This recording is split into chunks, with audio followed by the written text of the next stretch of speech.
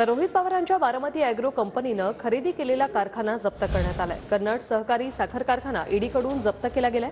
शिखर बँक घोटाळा प्रकरणात ईडीची ही कारवाई आहे। 50 कोटींचा कारखाना ईडीकडून जप्त करण्यात आलेला आहे।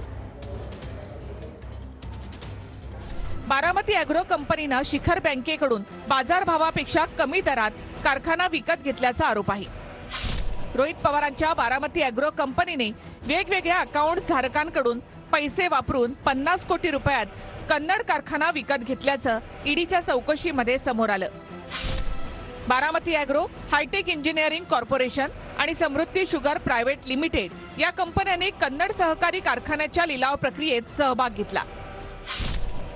दरम्यान हायटेक इंजिनिअरिंग कंपनीने 5 कोटी रुपये बारामती ॲग्रोकडूनच घेऊन टेंडर भरल्याचं समोर आलं।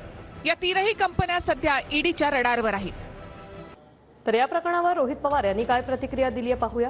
झुकणारे आणि रडणारे गेले, आता फक्त लढणारे शिल्लक आहेत आणि आम्ही अखेरपर्यंत लढू आणि जिंकू।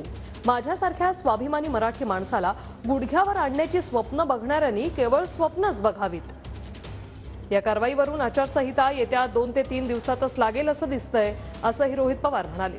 तर ही कारवाई पूर्णतः बेकायदे असून याविरोधात न्यायालयात दाद मागितली जाईल, असं ट्विट रोहित पवारांनी केलेलं आहे।